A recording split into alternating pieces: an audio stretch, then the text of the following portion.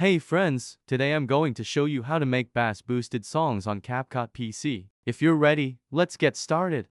First, import the song you want to add the bass boost effect to in MP3 or MP4 format into CapCut. Then, drag the song you added to the timeline by holding down the mouse button. Click the song file once in the timeline. You can increase or decrease the volume from this section if you wish. After adjusting the volume, click the Voice Changer tab in the upper right corner. Then find the bass boost sound effect and click it once. Loud sound warning.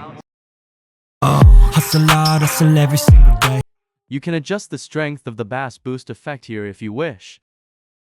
I hope this how to make bass boosted songs on CapCut PC guide video was helpful. If you have any questions, please let me know in the comments. Also, don't forget to subscribe to my channel and like the video. Have a good day.